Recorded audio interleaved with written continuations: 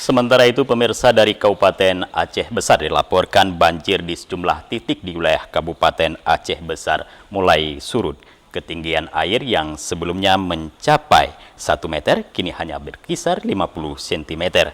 Namun demikian, ratusan warga masih bertahan di tempat pengungsian seperti di Sekolah Dasar Negeri Garut. Beginilah kondisi genangan banjir di Desa Garut, Kecamatan Darul Imarah, Kabupaten Aceh Besar. Sebelumnya air menggenangi perumahan warga mencapai 1 hingga 2 meter, namun seiring berkurangnya curah hujan, kini genangan banjir mulai berkurang.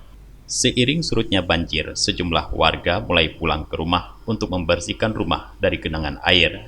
Sebahagian rumah warga yang sudah tidak lagi tergenang banjir, bahkan ada yang sudah kembali ke rumah masing-masing.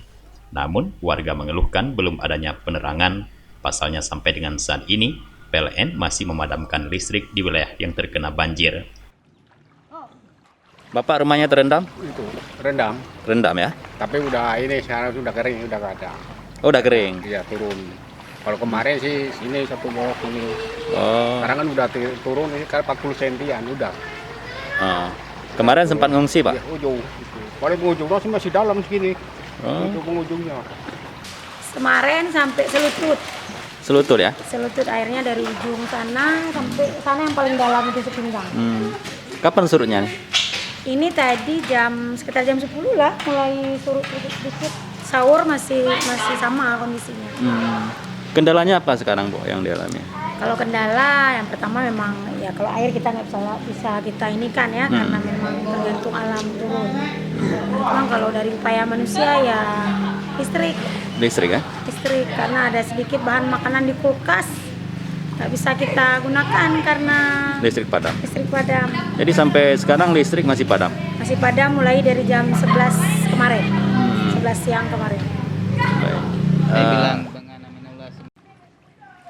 Sementara itu di Sekolah Dasar Garut, sekitar 500 warga yang terdampak banjir masih mengungsi. Di sekolah ini, seluruh ruang kelas digunakan oleh para pengungsi. Sementara terkait logistik bagi para pengungsi yang menjalani ibadah puasa, pemerintah daerah Kabupaten Aceh Besar melalui Dinas Sosial setempat telah membangun dapur umum untuk mereka menjalankan buka puasa dan sahur. Selain itu, petugas juga membangun tenda darurat dan MCK. Kalau di posko Garut ini terdaftar sampai hari ini 581 jiwa.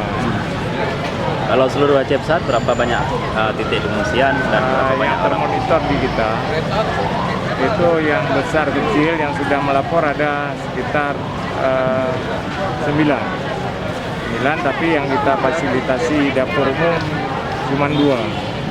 Karena memang dapur umum kita terbatas, satu punya Dinsos Aceh Besar, satu lagi punya Denbekang dari TNI.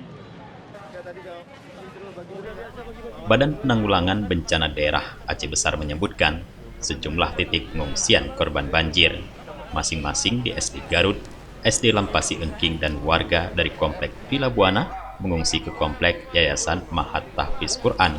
Sementara untuk korban banjir di Krungkala mengungsi ke Menasah Gampung setempat.